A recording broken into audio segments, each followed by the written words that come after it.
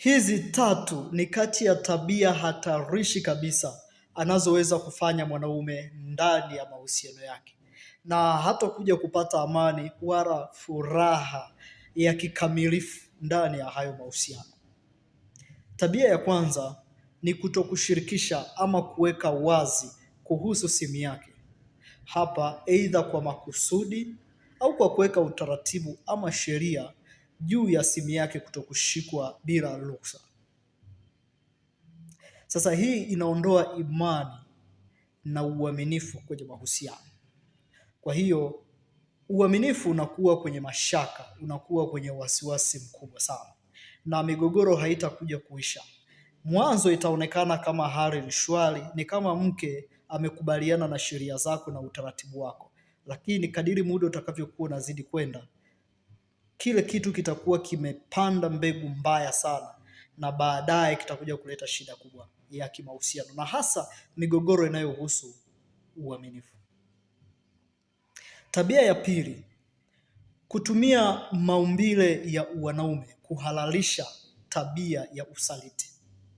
Sasa hapa huwa kuna kauli za kusema kwamba hakuna mwanaume anayeridhika na mwanamke mmoja. Unakuta mtu anasema as long as ni mwanaume huwezi ukawa na mwanamke mmoja bwana. Au sometimes wanawake wenyewe wanasupport hizi hoja kwa kusema kwamba yeye ni mwanaume bwana, hawezi akawa na mwanamke mmoja.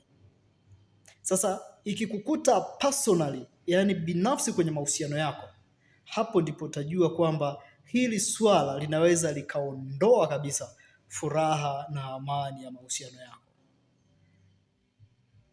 Na tabia ya tatu, kumdharau mke. Maana yangu ni kwamba kushindwa kumthamini na kumtambua, kumchukulia poa, kusema kwamba yule ni mke wangu tu, nitaondoka, nitarudi, nitamkuta.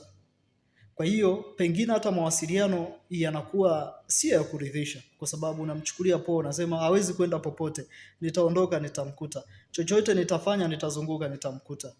Kwa sometimes hata mahitaji ya msingi hayafiki kwa wakati, kwa sababu naamini muda wowote unaweza ukampa, aidha kwa kuchelewa, hata kwa namna yoyote tu. Sometimes unatoa kidogo sana, muda mwingine kwa sababu tu unachukulia poa, una take for granted, unaamini ameshakuwa mke, ameshakuwa sehemu ya himaya yako, kwa hiyo hakuna kibaya kitatokea. Hapana, hii hali mwanzoni huonekana ni salama, lakini haina afya hata kidogo. Zinakuwa zimebaki siku chache tu, mambo huja kuharibika, migogoro kila kukicha, mpaka siku utakayorekebisha.